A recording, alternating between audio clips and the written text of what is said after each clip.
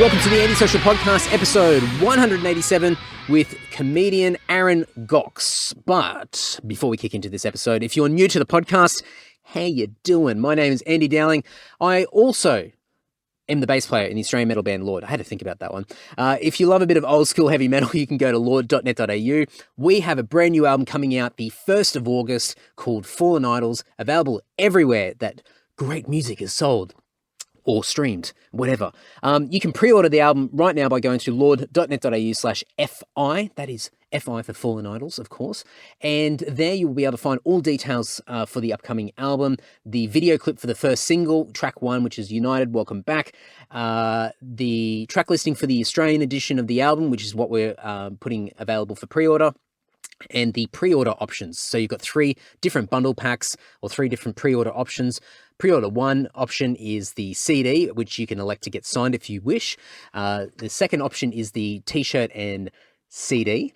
And the third option is the Deluxe bundle pack, which is the CD, T-shirt, 3 patches, including a back patch, as well as a bonus disc, which is the karaoke versions of the entire album, plus some additional bonus tracks as well. That's limited to 100 copies, so make sure you get in quickly to grab that if you are a little bit of a collector and you want a copy for yourself. Also, I must mention that the CD that we've got available for pre-order is the Australian edition, as mentioned before, and this Australian edition has 3 bonus tracks that aren't available anywhere else. That includes 1 additional studio track, which is called In Dreams, plus 2 cover songs. One is John Farnham's Break the Ice, and the other one is Icehouse's Touch the Fire. So a couple of Aussie classics there. Once this first pressing of the album is sold out, we may, well, more than likely, and I'll have to convince the guys, but more than likely we won't repress in the same format. We'll remove the bonus tracks and make a global version of the album. But at the moment, this version is available for pre-order, so get in quick, grab your copy, secure it. And if you're coming on tour with us, yeah, why not? Come on tour with us. If you're coming to any of the shows on tour, which kick off from the end of June, and I believe by the time this episode comes out, we've already done our first show of the tour in Canberra, which was the 21st of June. So I think this episode comes out the week after. So the upcoming dates are the 28th of June in Brisbane at the Back Room, the 29th of June at Badlands Bar in Perth for the Stormrider Festival, the 5th of July at the Evelyn Hotel in Melbourne for the Forge Heavy Metal Nightclub that we're headlining, the 6th of July at Jive Nightclub in Adelaide, and the 26th of July at Crowbar in Sydney for the first ever edition of the Forge Heavy Metal Nightclub Sydney edition. So make sure you check that out. But if you're attending any of these shows and you pre-order a copy of the album, please let us know in advance and show proof of purchase, and we will give you your copy at any of these shows before the release date. So a nice little thank you from us, and you can grab a copy in advance for yourself before release date. So make sure you do that, and let us know just to ensure that we've got enough stock available at each show, because I'm only going to bring a small number for each gig. So go and check all that out, lord.net.au/FI. Hope you like it. In addition to playing in a metal band, I also host the Self-Starter podcast, which is all about small business, self-employment, and freelancing. So if that's something that floats your boat, you can go over to selfstarter.com.au, check out all the episodes. Season 2 kicked off at the beginning of June, and we're already a couple of episodes in it. They're fortnightly episodes that come out, and I think the current episode that's out at the moment is episode 32 with Tennille Bond of the Establishment Bar in Dubbo and the Au Revoir Vintage Van.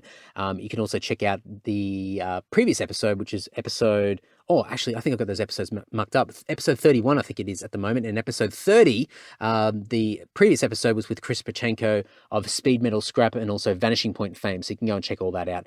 Anyway, you can go to selfstarter.com.au, or you can search for Self-Starter in your podcast player. And if you know anyone out there that needs a little kick up the arse to get started with their own business or become self-employed, kick the chair and get out of their job. Kick the chair is such a bad term.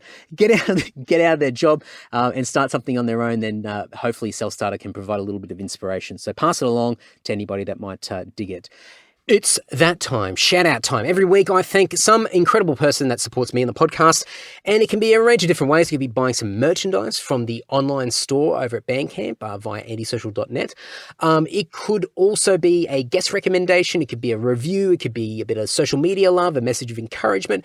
It could be a beer shout via the PayPal button over at antisocial.net. It doesn't matter. It all helps. It just keeps me fueled and inspired and happy and all those great things, and it just means a lot. So thank you so much to everybody that supports me. This week's shout out is for Sam Colbert. Sam is from Shepparton in rural Victoria. Oh, dear. Anyway, Sam is from Shepparton in Victoria, and the reason why Sam is getting a shout out, is because he gave me a nice list of guest recommendations via the old Facebook. So, Sam, thank you very much. Much appreciated. I'm going to add it to my long list of people, some really cool people, some unexpected people, and some interesting folk that I have not been aware of. So I'm going to do a little bit of digging, a bit of research, and see what I can pin down, see if I can get a few conversations happening in a few episodes for the podcast. And if I do get any of these people on, I'll certainly be giving you your due credit. So Sam, shoot me a message when you hear this, and I'm going to shoot you out a little thank you pack, a little something, some stuff lying around my house. I'm going to put something together because we all love getting something in the mail. Thank you, Sam. Appreciate it. In addition to all of this, I also have the Buy Stuff page, which is antisocial.net/buystuff. On this page, you can find links to my eBay and Discogs stores. You can find links to the Lord online store and the Dominus Records online store over at Bandcamp. It's nice and easy, just one page, makes it nice and easy. I don't have to give you a million different links. And if you hear me crapping on this podcast about all this stuff and you decide to order something via any of these platforms, please include a message in your order, and I'm going to add some extra goodies, just my way of saying thank you. And speaking of thank yous, here's a few extra thank yous. Oh, shit. Hang on, next page. It is, oh God, so professional. Dean from Blair Atoll. Is it Atoll? Blair Atoll? In New South Wales. Oh, guys, I'm so sorry. Jason from Brown Hill in Victoria. I'm Brown Hill. I think that's in Ballarat. Peter from Nork. Should I just do this again? No, I'm not. Peter from North Yorkshire in the UK, which I think is the Channel Islands. Chris from Boulder in Western Australia. Again, thank you, Chris. You're a legend. I love those repeat orders on Discogs. And John from El Paso in Illinois, US of A. Thank you very much, folks. Appreciate the support. And if you're curious and you want a little sticky beak at all the eclectic weird stuff that I'm selling, it's not just music collection stuff on Discogs. There's lots of weird stuff that Jess and I are selling on eBay. Go and have a sticky beak, antisocial.net/buystuff. Cheers, folks. Thank you very much. Episode 187 of the podcast this week is with Australian comedian Aaron Gocs. Aaron is getting around the country at the moment with his brand new show, Divorced with Children. And it was a little while ago, but I caught up with Aaron before one of the sets at the Sydney Comedy Festival in Marrickville. We utilised Aaron Warboys, previous guest of the Antisocial podcast, his studio, Adversary Studios in Marrickville, to have a bit of a chinwag for an hour. And it was a lot of fun. And we spoke about all sorts of stuff. We spoke about, obviously, comedy, his brand new show, and where that all comes from, and how different that is compared to what he's done in the past, comedy-wise. We spoke about music, what he listened to growing up, what he likes now, and all sorts of other shit, heaps of stuff. And it was just a great chat. I'm a big fan of Aaron's comedy. He's such a great guy, and I'm just stoked to be able to sit down and have a bit of a chinwag with him when he's a very busy guy. So he's certainly getting more and more popular around the country, and certainly getting a lot of attention. So great things are happening in Aaron's world, and it was just really, really cool to spend a bit of time having a chat with him. So you can go and check him out on all the socials, Instagram, Twitter, Facebook, by searching Aaron Gocs. He's also on YouTube as well. But I'll dump a whole heap of stuff into the show notes over at antisocial.net, or you can click through on your podcast player as well. But enough crapping on from me. Please enjoy this really great chat with Aaron Gocs. Gocsy. It's kind of festival season at the moment. Yeah. Like, I make it sound like it's not an official thing. It's just they all kind of come. And the last few years seems to be a few cities getting more involved, and obviously Melbourne's a massive one. It's been around for many years. Sydney came in about 10 years ago, I think. So like there's been more and more, but And you were in Perth last week as well. Yeah. Yeah. How was that? So yeah, that was good. It's just kind of, it all comes at once. You get them out of the way, and then it goes back to normal. back to normal, and just sort of everything slows down a bit. It kind of, in the comedy scene, it goes back to just comedy clubs and weekly ones and that, Because these ones are pretty big. I mean, because this is at the factory where you're doing it. Are you doing that main room upstairs? Or No, my room's called Factory Floor. Oh, okay, yeah, cool. Which cool. I think I've seen bands on tours list that, so it must be used as a music venue. But yeah, I really enjoyed it. It was great. Yeah, yeah, I've seen a few bands there. I'm never in the big things, but like that's something to aim for in future years, maybe. Yeah, for sure. So I saw one of your videos that you put up. It would have been a few weeks ago now, but you're talking about the new show that you're doing now, which is Divorced with Children. Yeah, I got that right. I was quite surprised because it looks like it's pretty personal. Yeah, it is. I've never done it this much before. I mean, I talk about personal things in general, but this is a real deep look into some stuff that happened in my life, and there's still a bit of fun and some jokes, but it is a bit of a look into, because as it says, I got married young, had kids quite young, and changes your life, you know. So it's like I just talk about how the person I am now reflects on that experience, you know, and it's something that I've kept inside for a long time, but like I just wanted to do it the right way. I didn't want to just be like, it's funny to be divorced. I wanted to like, be careful with how I worded it, and it's not about insulting anyone or anything, you know. It can be a pretty touchy subject to talk about because it involves lots of people. Yeah. But was it difficult to sort of make that decision to talk about all of this stuff? Yeah, it was quite. And then when you decide you've got to fully dive into it, you can't kind of half. You know, if I'm calling the show that, I'm not going to talk about it for 5 minutes and go, all right, what's going on in Canberra now? You know, not that I do political, but, you know. Once I decided, it was an idea I had for a little while, but, and then there's a process of deciding, and then you've actually got to have the show and write it, and which is wasn't easy, and then you perform it, and it's quite heavy to bring it up each night. I just did Melbourne Comedy Fest, which is a long festival, almost goes for a month. And I'd done it before, but I'd never done the full run, which was 22 shows for me. Oh, and that's the only thing. Like I come from a background of doing labouring and stuff, so it's not work as in I've picked up bricks and stuff. That's work. So I'm not trying to compare it to that, but it was emotional work, sort of getting myself up every night, and each audience you want to treat them with respect and not feel like you're going through the motions, which I don't. I'm not saying I do go through the motions, but when you're 22 in, it's hard. I mean, it's easy. It becomes too easy in some ways because then it gets into autopilot. Yeah, and I didn't want it to, so I was like having to how do I know this show word for word, but how do I tell it like I'm telling it for the first time? You know. What were the reactions like in Melbourne? Yeah, it was pretty positive overall, you know. Like, most people have been nice about it. I mean, they'll be in a good way. They're not like, I'm glad you were divorced and went through a lot of pain. But no, because, you know, there's all different people. People are happy to just walk past and go, thanks. And then some people want to go further. And I had some people coming up and saying, they'd been through similar things that sort of stuff, or it meant a lot to them, or they sympathise, or that sort of stuff. And it was pretty crazy because, I always, you know, was into, comedians and bands and always into stuff, and I'd be like that to them, your lyrics meant a lot to me, you know? And to be on the other end of that pretty cool. Was pretty, It's, But I don't know what to do with it. I'm not very good at handling it. I'm just I think I come across as being rude because I'm just it's just but awkward. I don't. I love it. You know what I mean? I love it, but I don't know how to show it. It's hard. Especially if you're not used to it, or I think even it's like Aussies, and I talk about this a lot.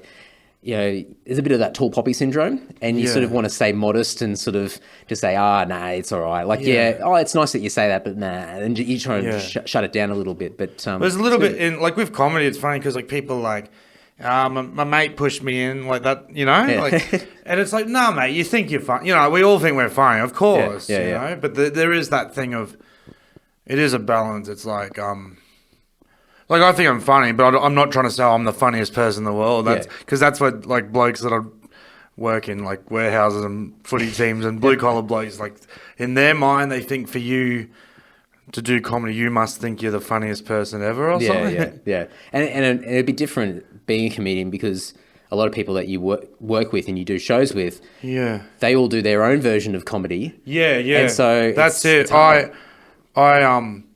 It's hard to put in words without sounding pretentious. I just do what I do. I wasn't trying to say I do my own thing. I don't have my own little subgenre, but I just do what I do. And I look at other ones and I'm like, oh, they're so polished and great at what they do. And I just do what I do and hope people like it. Yeah, that's cool. I'm gonna watch it tonight, so I'm looking forward to it. But when I watched your little video where you're sort of giving a bit of introduction, saying, hey, this is what I'm going to be talking about, I was quite surprised because I'd seen a bit of your comedy and it seemed like, oh wow, you're really going in a different direction with this. Yeah. So did you have people sort of going like, hey, this wasn't what I was expecting? Well, yeah, I get a fair bit of that, and part of that is trusting the audience to come on the ride with you. Whereas the last few years, it felt like just keep being funny, trying to put stuff out and.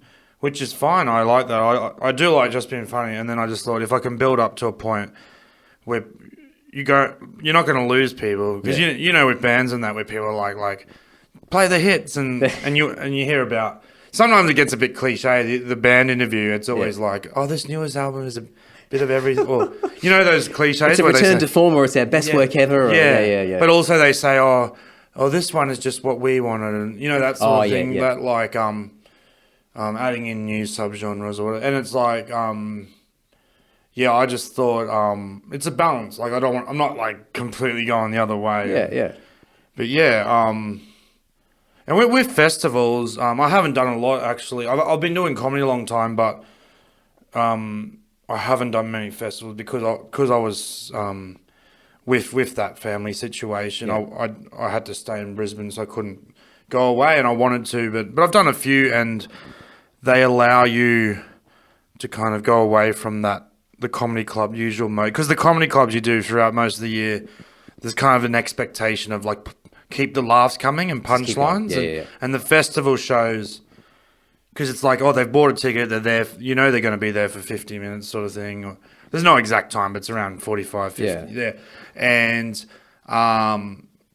you've got that trust of like... But I didn't want to take the piss on it and be like, no laughs. But like, I feel like I've got a pretty good ratio of it. Like, I tell the story, but there's still some laughs along the way, you know. It gives you more freedom to be able to sort of just slow it down a bit. Yeah. Because as a comedian, not having any laughter is the most brutal thing in the world. I did a uni show in Melbourne a couple of months ago. It was brutal. Oh, really? No laughter. I couldn't hear it. I might have been a couple of chuckles, but I couldn't hear anything. But I just had to be professional. I was getting paid pretty well, but I was like, you just had to chug along. Just keep going. That's how I approached it. I was just like thinking back to like, hey man, you used to work in factories and warehouses, and you can just talk for half an hour, you know. But it is hard because laughter kind of, when you hear it, it motivates you and keeps you going. And also, it's like, oh, they like this and. Yeah, I mean, I've played some shocking shows over the years. Like I remember playing, at the back of a burger shop in Toowoomba, years and years ago, and it was like an all ages type deal. But there was probably about 10 people there, and they were all under 18, and most of them didn't even know who we were, and so they're just standing there watching us, and we were just in the back of our heads just going, you never know who's there. Just play like you're playing in front of a full house, and you just have to push through it. It's really hard. And you've, like in many ways, music's very different to comedy, but in some ways you can compare it. And I was just going to say that, like with comedy, you can't. Not everyone has like a boisterous laugh. So like that's what I'm saying. Yeah. But there was a lot of people there. That's why I knew it was brutal, because it was out of 100. few hundred people. You had to have gotten some Something, yeah. But yeah, we do smaller audiences, and then you don't hear it, and you think, well, they could just be smiling or like little chuckle under their breath.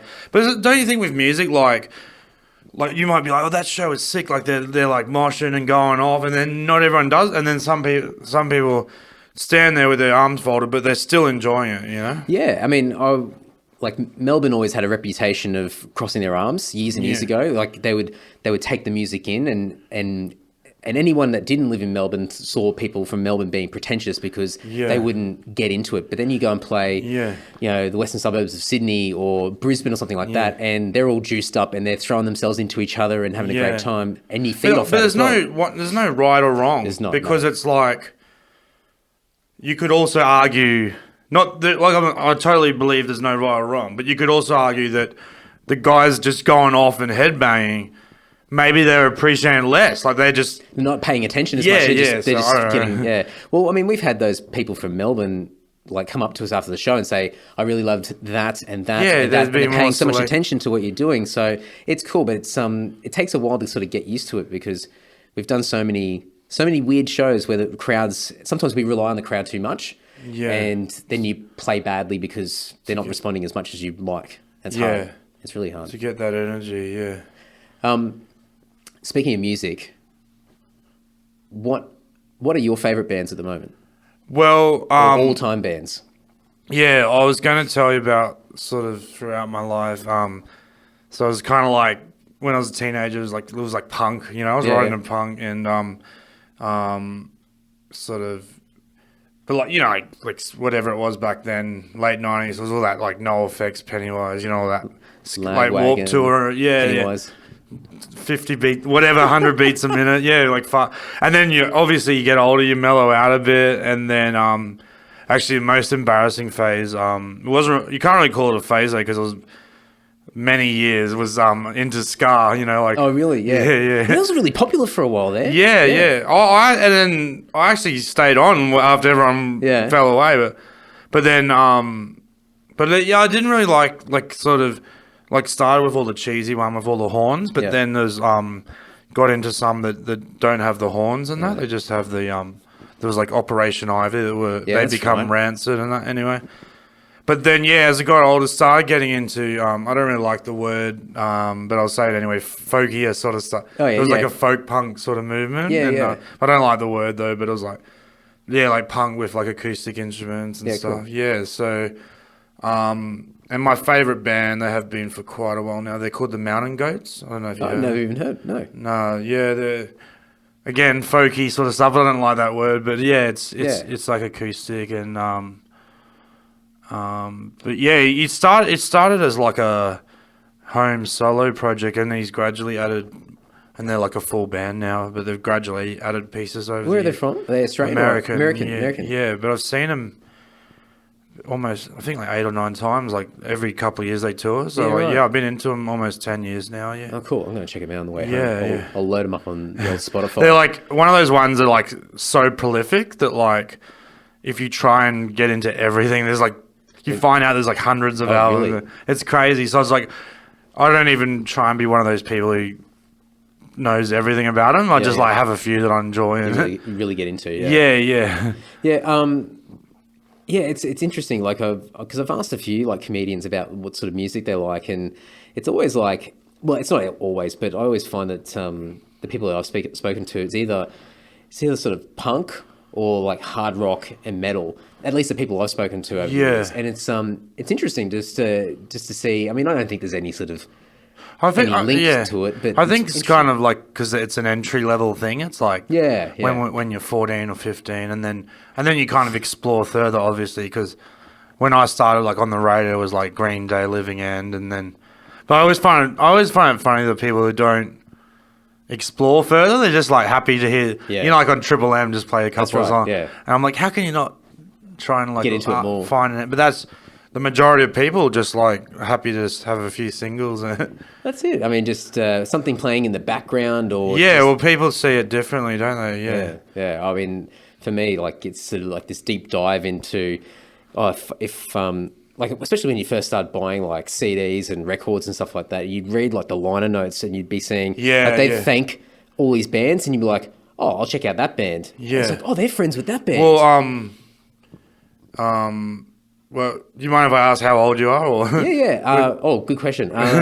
34. I'm 35. Oh, no, because that's the reason I asked, because if we're same age, I'm turning 34 next week. Oh, okay, cool. Yeah. And, no, just because I was going to say, well, when I was growing up, like, the compilation CD was huge. Yeah, massive, yeah. And that was a great way to find out about different bands. And I used to go off of labels, so I was like, the stuff that I was into was the biggest was like Epitaph. I don't know if you heard of that. Yeah. Fat Records was another one. Yeah. And it was like, unfortunately for a lot of bands, that's kind of like a gatekeeper thing, because if you're on that, you got huge, and then That's right. Especially Fat Records was like, yeah. I mean, still pretty big, but in the 90s was like, if you're on Fat Records, then Well, I feel like there's a lot of debate about how things have changed, if it's good, bad, whatever. But like for me, you know, the internet's been great. Awesome.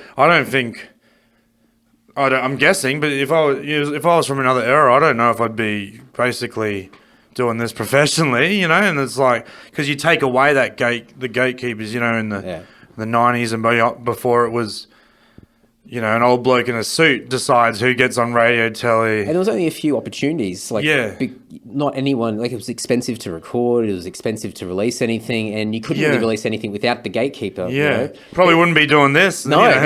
You would have had to, what would you have done? Called the local radio, said, can I use your equipment? Yeah, and they would have told me to get stuff. And then you'd be like, well, where am I going to put it? And it's just given people a lot of power, and of course, that leads to a lot of junks out there, but that's just how it goes, you know. And people just have to wade through it, and that's why I was like saying, like, those compilations were great, don't get me wrong, but it was very like gatekeeping, because I didn't go beyond those few labels, you know.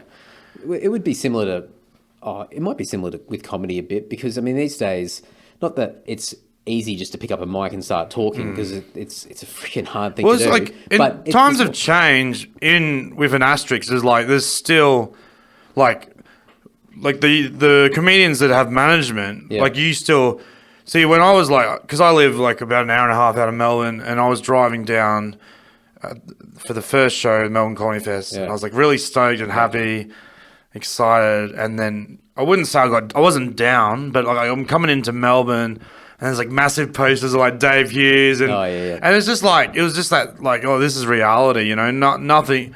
Things have changed slightly, but there's still that. If you got the money to spend, and that's it, they can put you up on the big billboards and give you the big venues, which is like, it's the same as, I think now it's like anyone can put their stuff online, but there's still the massive ones who get really pushed by, and like labels haven't gone in completely, have they? No, labels are still out there. I mean, I know a lot of friends and peers that play in bands, and they've got great support, and so suddenly they're in the face of everybody. They've got great exposure, and they get the big views and the list downloads and everything. I do reckon, I don't know, it's your opinion on this, but I reckon it's kind of come full circle in that now if you work hard, you like, it's still good work ethic will take you far. Which is almost like going back to like 1920 or whatever, the swing bands or whatever would just tour the country because you didn't have the telly or whatever, you know. And I think now, because it's like people realize, oh, we're not selling albums or whatever, so we've got to hit those towns and sell the shirts or whatever, you know. Well, a lot of Aussie bands. I mean, the Chats are smashing. They're playing every little corner of the country. If you've got that work ethic, where it's like it'll work out. Like you know, you're away. Sometimes it's hard being away, and like I miss my kids sometimes, but also I'm like, I'm doing what I want to do. So like nothing ever meets in this world, you know, all at one point, you know. You got to sacrifice a bit. You've got to try and I'm not going away for ages. I'm just like this trip's 4 days, I think, and I think Perth last week was 5. That's not heaps, you know. But, it's interesting. I mean, even go back to what you said before, like, even though there are still people out there that have like an agency or a management or a label or production company or anything like that, it is easier to put your stuff out there on the internet, and the people can react to you, and if they love you, in a way, they sort of help you sort of get out there and reach more people. And I mean, you've done a lot of video stuff. And is it? Well, I did a crowdfunding thing, and unfortunately, it fell through. But that sort of showed the power of people wanting to help and that sort of stuff, which is pretty amazing. I was going to ask you about that because it's really like it sounds like a huge new thing, but it's really just flipping, like instead of paying after, like before you'd buy the CD or the movie ticket, and that's like you're buying the finished product. And this new way of crowdfunding is like pay for the thing before it. Yeah, it's like pre-order. Yeah, but it's a lot of trust. But yeah, the thing fell through, so we had to like refund a lot of donations. There was some stuff I didn't refund because I'd done the gigs for the people. Yeah. So I was like, I'm not going to give them the money back. Yeah, for sure. I've done the gig, man. Like there was one in like near Newcastle in a backyard. Oh, really? Wow. Like it's fun, but it's still hard trying to make people laugh in the backyard. Just staying on the floor, no stage or mic or not. Yeah. Just trying to make it work. Yeah, very punk rock. But that would be. It's cool to see people react to what you do, and some things work, some things don't, and it's just like a trial and error. But you don't have to worry about pitching it to a label or to a management, and then they tell you yes or no. You can just put it out there and just see what happens. Yeah. Whereas imagine all the stuff that got kind of skipped over because the label said, "Oh, that wasn't a hit," or that's what. It's like I said, it's hard to know what's right and what's wrong, or not that there has to be a right or wrong. Like there was some amazing art that was made in the gatekeeping years, but there's probably a lot that didn't get out there as well. And you'd have all those bands that like just never did anything, you know, and then you look over those years and there was that formula of like 3.5 minutes or whatever, and verse, chorus, verse. It's very like structured, isn't it? Yeah, and now like a lot of that stuff is coming back. Like people find it, they're finding the old records and stuff that's getting digitized, and they're going, wow, like the stuff from the 70s or the 60s. That's why I think, like with what I do, I think in the past someone would have just said, "Nah, you don't." Like, where's the punchlines, and because I flip it around a bit, and. I don't know, who knows, but because there's some of those dudes now, those older guys, and they have like massive, like Dave Hughes, that sort of thing, Mick Malloy, whatever. They got in when it was big on telly in the 90s, and that they got that market that are boomers now and have That's the money. it. They got the momentum behind them already. Yeah. And like, because I remember growing up, and stand up was all over telly. It was like. Because there was these shows like Denton and Rove, and so it was like Sunday night they'd be on, then all throughout the week. And now you don't really see it as much. The comedians on telly are more like they're on the panels and those sort of panel shows.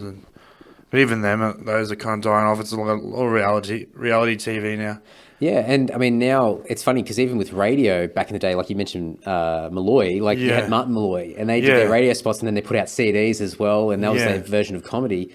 And these days. You still got comedians on radio, but it's now comedians with like podcasts now, and so they're connecting with people in a different way. Yeah, and the crazy thing, talking about like Martin Malloy, I reckon now with the internet, whereas like this community where we're all kind of on the same level, like because like Tony Martin will share my stuff, and it's like I'm like, oh, this is freaking me out, this is awesome, but like because they've kind of. But when we were growing up, they were on this pedestal. They were like above us. It was like, and you're like, now you can tweet to like, I know the singers you grew up. That's like, crazy. I'm like the singer from Grinspan's like chatting to me on Twitter. Like this is crazy. I was like 14, like headbanging to him when I was like this high and this tall. Have you had a lot of that over the years where because I've noticed, I mean, a lot of you've got a lot more exposure over the more recent years, and lots of people are paying attention to what you're doing. Have you seen like people like that, more people sort of that you've looked up to reach out?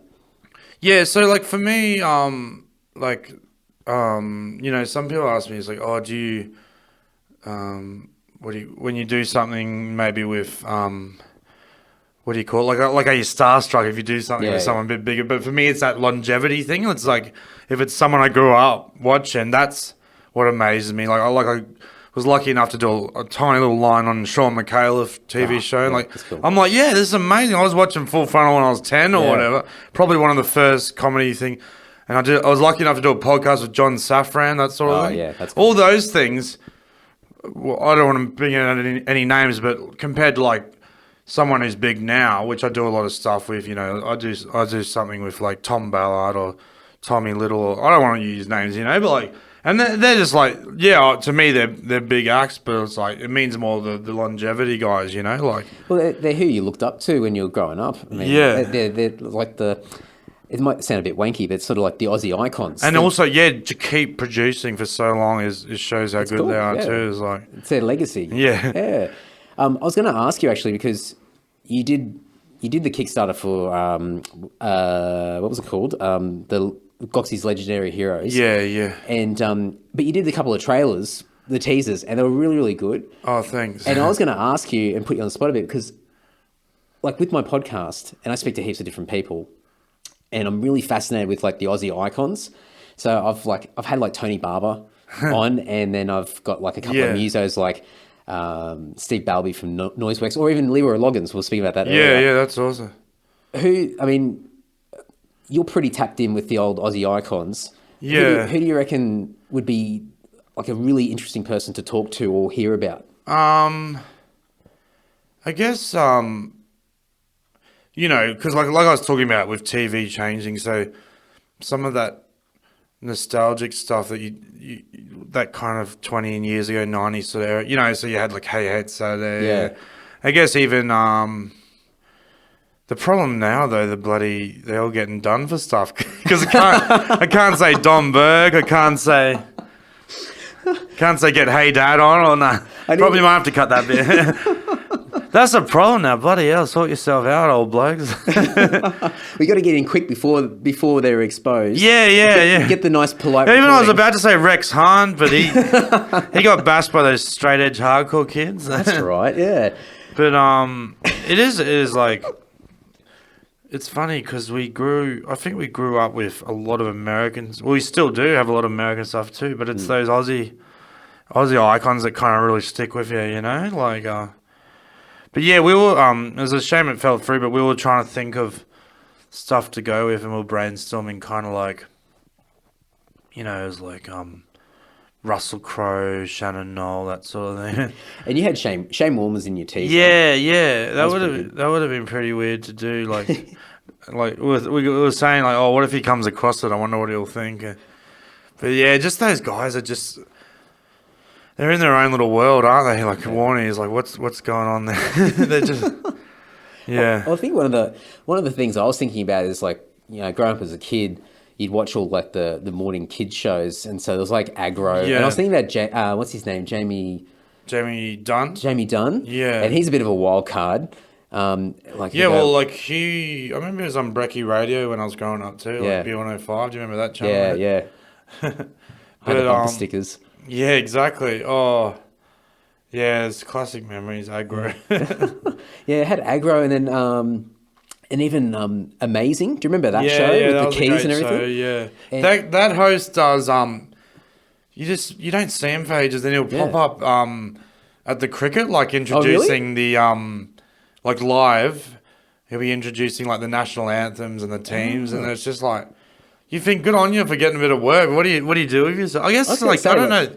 It's probably like us. Like people think, what do they do? Because we only see us pop up every now. And then. But they're the same. They probably do the corporate circuit. They probably do heaps of stuff, but we just don't see it. Yeah. Because I was thinking like, where do these people go? Like obviously they're on TV and like for me, and I'm sure it's the same for you. You sort of grow up with a lot of this stuff and you see it. But then it I think with Australia, like a lot of things is population makes it so hard, but because like. A lot of those shows we're looking into the 90s, and most of the people you look into them and they're all like, where are they now? And they've moved on to something else because you've really, if you stay in something like acting or music, you've really got to be passionate about it, because if you do it for the wrong reasons, money, glamour, you're going to lose your mind, you know? Yeah, for sure.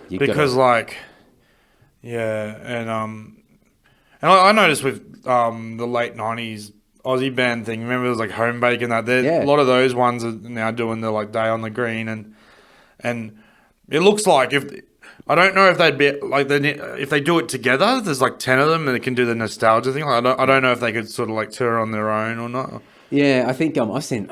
Or you need that. You need that hook, don't you? Like a lot of them do album in full. That thing where they play an album in full. That Is that dying off? I don't know. It was pretty still, big for a couple of years. Yeah, definitely massive. Like everyone was jumping on the bandwagon for that. But I think there's still people doing it, especially when it's like an anniversary. Like it's 20 years since this album came out, and then with the social media, you can do a pic of like, hey, we're in the rehearsal room. Yeah, like, that's right. Trying to remember the chords. The funny thing is like if the lyrics are like suited to being it's young, like I know that's weird. Then you got a guy like in his sort of 40s into his early 50s, and he's singing about like, young chicks or drinking and drugs and all that sort of stuff, and it's just like or like I can't remember what band it was. I don't reckon school or something. Well, they're broken up anyway, but I don't reckon Silverchair will ever do like an album because they'd be so cringy at the lyrics of being a teenager when they wrote them and that. Oh, you never know. Someone could just wave a hell of a lot of money in front of them. Yeah, that's it. Anything. And also like, you do a show out of the way, it takes an hour. That's it. Yeah, definitely. I'll shift a little bit. Yeah. Mullets. Now, I don't know if you saw, Emin from I'm probably butchering his name, but from the chats, he put up something I think yesterday or the day before where he wasn't allowed into a bar in Brisbane, and he's a bit of a stirrer, and he stirred up a storm. Well, see, I don't know what's going on there. I didn't really go out much for like many years ago when I turned 18. I went out for a couple of years, but like I don't get caught up in all that stuff, but like it can be like a rogue bouncer or whatever. And that's it. It's a little bit dangerous, like chucking a whole venue in or something. But I think that's he's really got his finger on the pulse. He knows how to like get things happening, and obviously like we've got the clips and the stuff going. Oh, for sure. Have you ever copped any shit for having a mullet?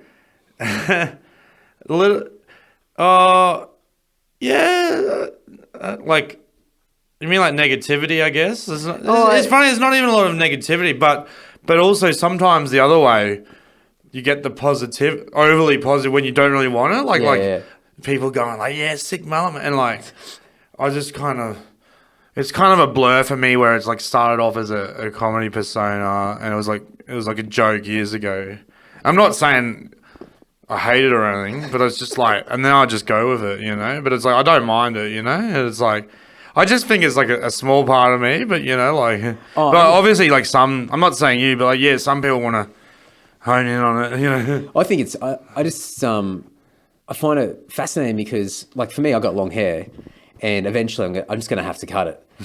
Just nature's going to take over, and my wife. Not going to go to what's it called, skullet? Well, I was going to say, my wife goes, just have a skullet. I said, okay, you'll divorce me. Yeah. Well, see, my girlfriend she like wants me to get rid of it, but we come to a compromise where I try and keep it tidy. So like she says, trim it on top, and then trim it at the back, because like I get like dreadlocks and knots and stuff anyway, But yeah, it's like years ago. I've had it for a long time, and it's like started as a joke. But like, it's fine. It's like it's pretty practical actually, because like in summer, you can't get burnt, and it keeps you warm in winter. It's like the natural Legionnaires. But and I'll put it in a ponytail sometime. I'll tie it up so it's just make it look a bit more presentable. I see more people with it. It actually started as a bit of like I say joke, and it was a little bit about.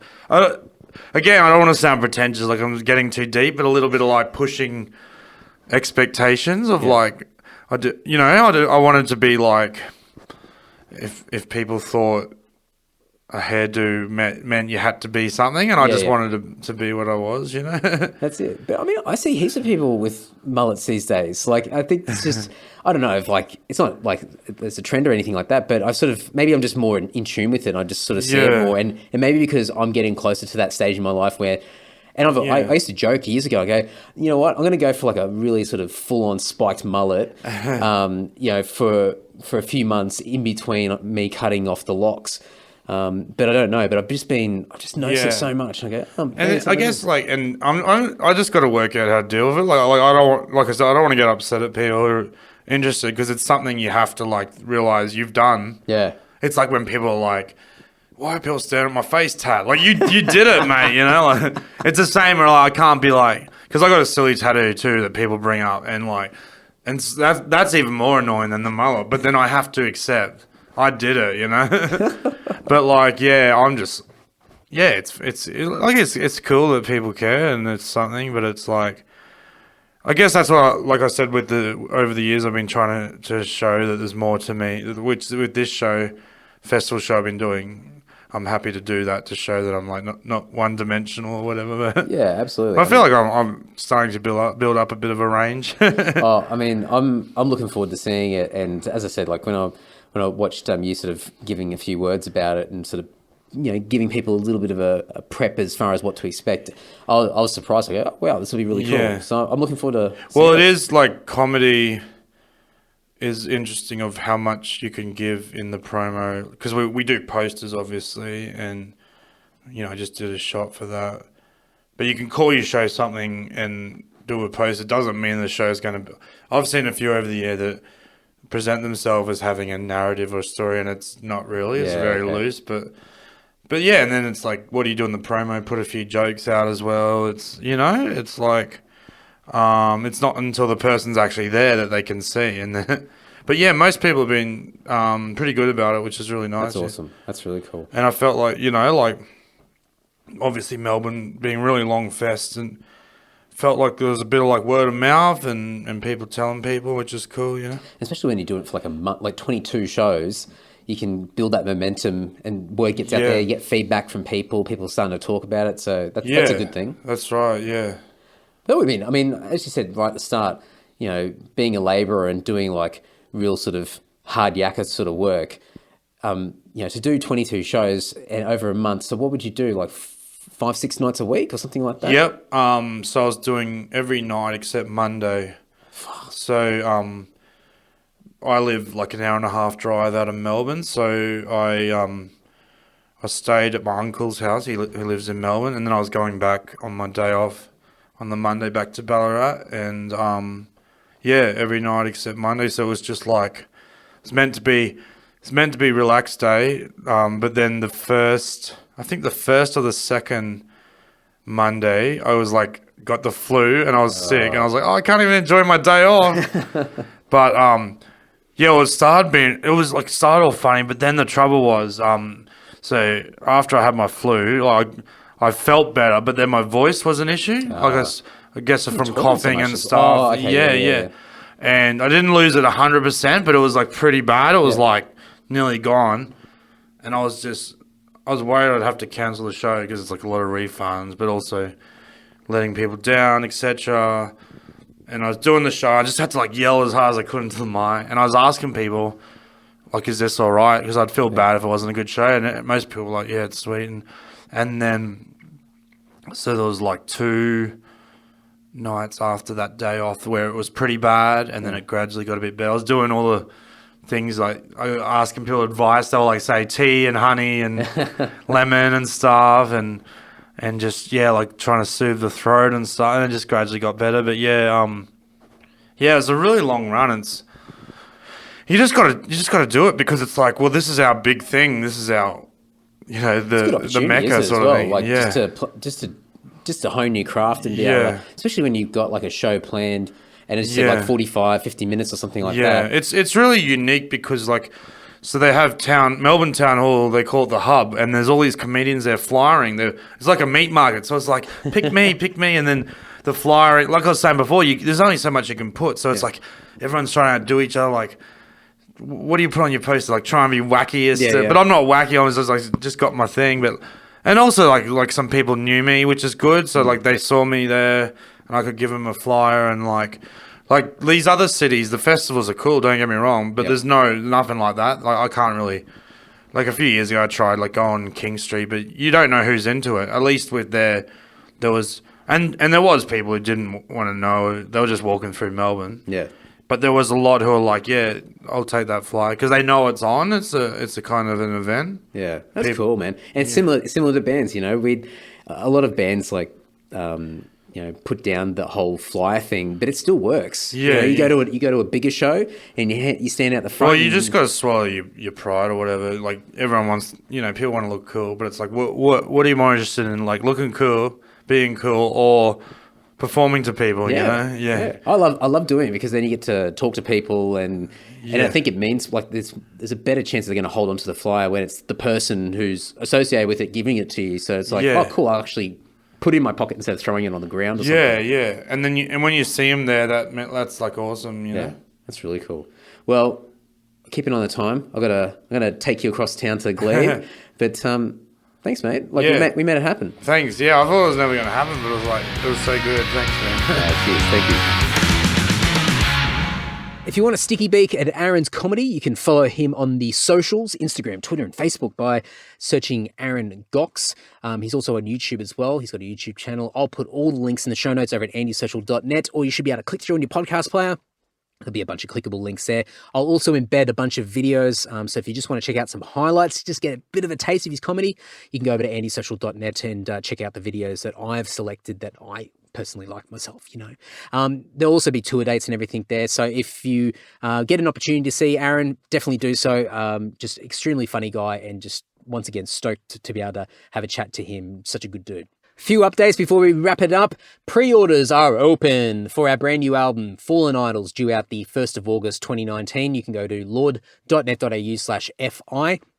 Over there, you can find the track listing for the Australian edition of the album, which includes 3 bonus tracks, 1 additional studio track called In Dreams, plus 2 bonus tracks. One is John Farnham's Break the Ice, such a good song, and Icehouse's Touch of Fire. Oh, such a good song as well. So you can go and check all that out. The bundle packs are the first, well, they're not all bundles, but the 3 pre-order options. Option number 1 is the CD on its own, which you can elect to have it signed by the band. Which includes me because I'm in the band. The second option is the CD and the t-shirt together. And the third option is a deluxe bundle, which is the CD, the t-shirt, 3 patches, which includes a back patch, a bonus CD, which is the karaoke versions of the entire album, plus a bunch of additional bonus tracks as well, and is limited to 100 copies. That is the third bundle pack. And obviously everything comes with digital downloads as well. So if you want to support the band, please pre-order. It's a great way to secure some of this stuff. The album itself is the Australian edition, and we haven't made a solid decision just yet, but I believe that once we sell out of this first pressing of the album, we will press with a different track listing, which will be more of a global version of the album. So this is the Australian version of the album, which will be available everywhere. But once it sells out, then more than likely it'll just be limited in nature. So if you want one with the additional tracks on there, the bonus tracks, then definitely secure a copy because we are going on tour. We are on tour at the time of this episode coming out. And so between pre-orders and the tour, I would expect that this first pressing will sell out. So I would definitely get in early and secure a copy before they are gone. Lord.net.au/FI. And that's FI for Fallen Idols, of course. If you want to see us on tour, I'm just trying to think of when these episodes are coming out.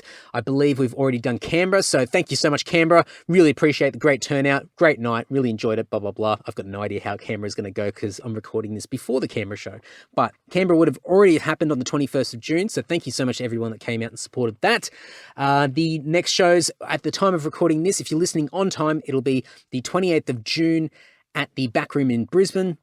The 29th of June at Badlands Bar in Perth for the Stormrider Festival. We're headlining that with a great lineup. Go and check all that out. The 5th of July at the Evelyn Hotel in Melbourne for the Forge Heavy Metal Nightclub. We're headlining that. The 6th of July at Jive Nightclub in Adelaide. And the 26th of July at Crowbar in Sydney for the first ever Forge Heavy Metal Nightclub Sydney edition. So make sure you get out and support that if you're from Sydney and you love a bit of heavy metal. Let's support all things metal in Sydney. Sydney needs it. So definitely do that. But if you're coming out to any of the shows and you pre-ordered a copy of the album, please let us know in advance so I can stock up and make sure there's enough CDs available for the shows. And you show proof of purchase, then I will give you your copy in advance before the release date so you can have your copy of the album in your warm little hands and you can go home and listen to it and enjoy it before the release date, before the rest of the world gets it. So if you want an early access to the CD, definitely do so. We may sell some copies at the shows, but they might be, for starters, a little bit more expensive than the pre-order. And they will be limited in nature. So more than likely, it'll be a bit hard to get a copy of the album at the shows unless you've pre-ordered and told us that you want to collect it at the show. So make sure you do that. lord.net.au/FI. Lots of stuff happening and more to come. So thank you so much for everybody that's pre-ordered so far. It's been huge, massive help, and please continue to do so if you're still on the fence about pre-ordering the album. Self-Starter Season 2 is out right now. The first couple of episodes of Season 2 are out. Lots of great episodes to come. Thank you so much for everybody that's been supporting, sharing these episodes around. It means a hell of a lot to me. It's a big help, and especially exposing the podcast to people that are not normally in the same sort of circles that I'm in, and people are being attracted to, I guess, the world of self-employment. The world's changing quite a bit these days. There's all this talk about automation and AI and jobs disappearing and drying up and all this sort of stuff. And it depends on who you talk to. It could be dire or it could be a fantastic moment in humanity for us to be able to become more self-sufficient. So anyway, I've gone off on a tangent there. But the whole point of this is that there's never been a better time to be self-employed. There's never been a better time to create something yourself, your own business, whether it be something online or a traditional sort of formatted store, whatever it might be. There's lots of opportunities out there. It's never been easier, and there's so much opportunity out there for everybody. So Self-Starter is just a little bit of inspiration to hopefully get you started or just push you over the line to actually follow through and take action with your ideas. So if you've been stuck in an office cubicle, the stereotypical office cubicle, and you want out, you're working a shit job that you just absolutely hate, then hopefully this will help. If you're about to launch your own business, or you've been in the self-employment world for a little while and you just want to get some reassurance or some insights from other people that are doing it, then Self-Starter may be the thing for you. So go and check it all out, selfstarter.com.au. Check it out through your podcast player that you listen through. It's pretty much everywhere, and really appreciate the support from everybody. Last couple of things. The podcast video series, Get Into Podcasting. If you search that on, well, you probably can search for it on Facebook, maybe. Give it a go. But definitely search for it on YouTube. You can search for me. It's on my YouTube channel or on my Antisocial Facebook page, but I've released an 11-part video series on podcasting, getting into podcasting, and it's just the basics. It's just the basics to think about when you're getting started, and hopefully it kickstarts a few of you to actually take action and start your own podcast. So I know lots of people out there have been hitting me up over the last few years, just asking random questions about how to get started, and this video series is a little bit of an answer to that, and hopefully it's something that people can keep referring back to as they get started. I want more and more people to start their own podcasts. There's so many great ideas, so many great stories and insights and wisdom that so many people have, and so much entertainment possibilities from people. Lots of funny people out there that deserve to have a microphone in front of them, and I think more and more people need to have their own podcasts. So this is my way of just helping and encouraging more people to get out there and do their own thing. So go and check all that out. Please share them around if you know anybody that is into podcasting. Hopefully it will help them as well. Also, I'm recording heaps of these in advance, but hopefully there's a mail out by now. So if you're not on my mailing list, please sign up over at andydowling.net or andysocial.net. There's a little pop-up screen where you can enter in your email address. You'll get an introduction email from me, which is a PDF download of about 18 or 20 pages. I can't remember how many. That is more detail behind the podcast series, how to get into podcasting. And there's a bunch of additional stuff in there, just random stuff from the podcasting world, the Lord world, and everything else to do with me and my neck of the woods. So it's a great little sort of, hey, how you doing? My name's Andy, and here's all my shit.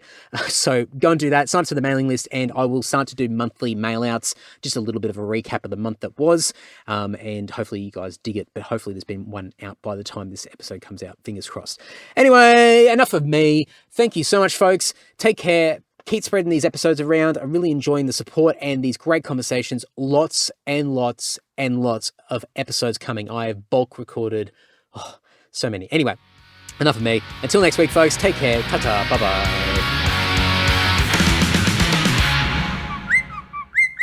Larry.